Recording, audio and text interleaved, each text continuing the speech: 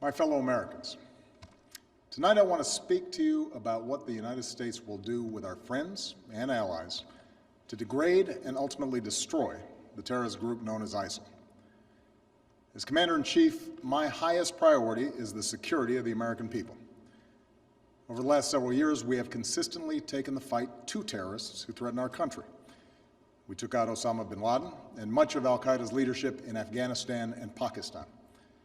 We've targeted al-Qaeda's affiliate in Yemen and recently eliminated the top commander of its affiliate in Somalia.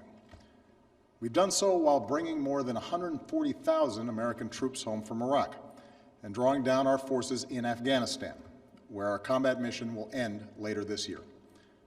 Thanks to our military and counterterrorism professionals, America is safer. Still, we continue to face a terrorist threat. We can't erase every trace of evil from the world, and small groups of killers have the capacity to do great harm. That was the case before 9/11, and that remains true today. And that's why we must remain vigilant as threats emerge. At this moment, the greatest threats come from the Middle East and North Africa, where radical groups exploit grievances for their own gain. And one of those groups is ISIL, which calls itself the Islamic State. Now let's make two things clear. ISIL is not Islamic. No religion condones the killing of innocents, and the vast majority of ISIL's victims have been Muslim. And ISIL is certainly not a state. It was formerly al-Qaeda's affiliate in Iraq and has taken advantage of sectarian strife and Syria's civil war to gain territory on both sides of the Iraq-Syrian border. It is recognized by no government, nor by the people it subjugates. ISIL is a terrorist organization, pure and simple, and it has no vision other than the slaughter of all who stand in its way. In a region that has known so much bloodshed, these terrorists are unique in their brutality. They execute captured prisoners. They kill children. They enslave, rape, and force women into marriage. They threatened a religious minority with genocide. And in acts of barbarism, they took the lives of two American journalists, Jim Foley and Stephen Sotloff. So ISIL poses a threat to the people of Iraq and Syria and the broader Middle East, including American citizens, personnel, and facilities.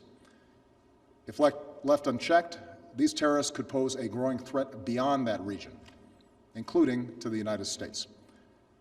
While we have not yet detected specific plotting against our homeland, ISIL leaders have threatened America and our allies.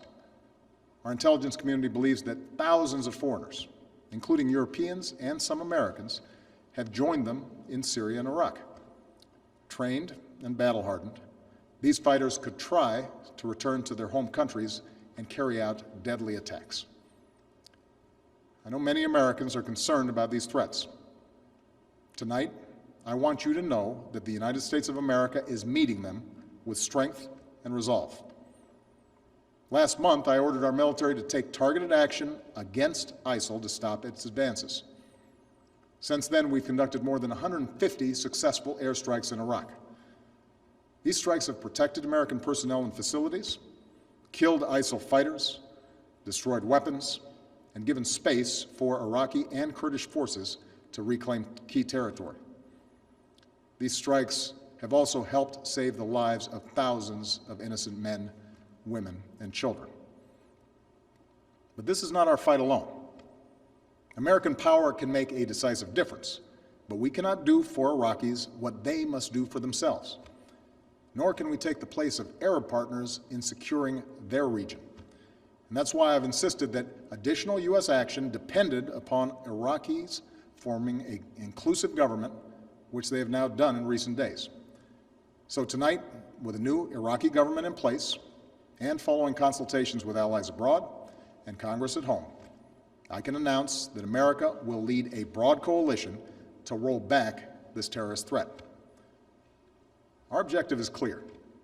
We will degrade and ultimately destroy ISIL through a comprehensive and sustained counterterrorism strategy. First, we will conduct a systematic campaign of airstrikes against these terrorists. Working with the Iraqi government, we will expand our efforts beyond protecting our own people and humanitarian missions so that we're hitting ISIL targets as Iraqi forces go on offense. Moreover, I've made it clear that we will hunt down terrorists who threaten our country wherever they are. That means I will not hesitate to take action against ISIL in Syria as well as Iraq. This is a core principle of my presidency. If you threaten America, you will find no safe haven. Second, we will increase our support to forces fighting these terrorists on the ground. In June, I deployed several hundred American service members to Iraq to assess how we can best support Iraqi security forces. Now that those teams have completed their work and Iraq has formed a government, we will send an additional 475 service members to Iraq. As I've said before, these American forces will not have a combat mission. We will not get dragged into another ground war in Iraq, but they are needed to support Iraqi and Kurdish forces with training, intelligence, and equipment. We'll also support Iraq's efforts to stand up National Guard units to help Sunni communities secure their own freedom from ISIL's control. Across the border in Syria, we have ramped up our military assistance to the Syrian opposition. Tonight, I call on Congress again to give us additional authorities and resources to train and equip these fighters. In the fight against ISIL, we cannot rely on an Assad regime that terrorizes its own people, a regime that will never regain the legitimacy it has lost. Instead, we must strengthen the opposition as the best counterweight to extremists like ISIL, while pursuing the political solution necessary to solve Syria's crisis once and for all.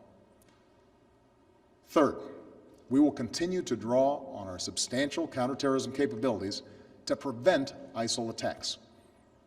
Working with our partners, we will redouble our efforts to cut off its funding, improve our intelligence, strengthen our defenses, counter its warped ideology, and stem the flow of foreign fighters into and out of the Middle East.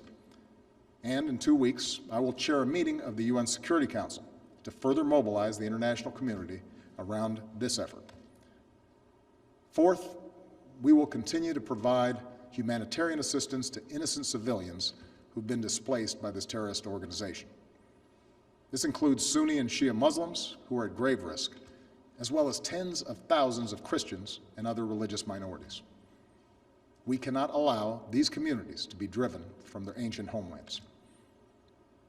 So this is our strategy, and in each of these 4 parts of our strategy, America will be joined by a broad coalition of partners.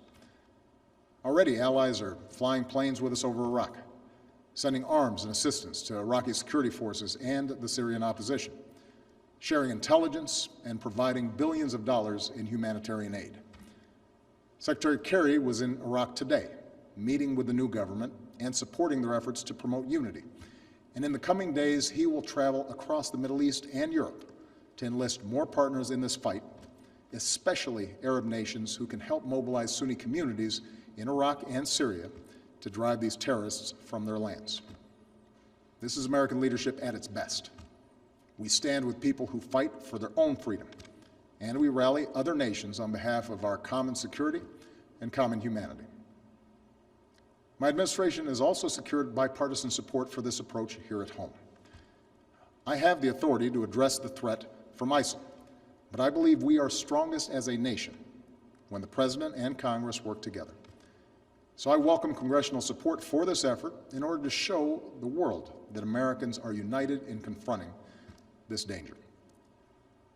Now, it will take time to eradicate a cancer like ISIL.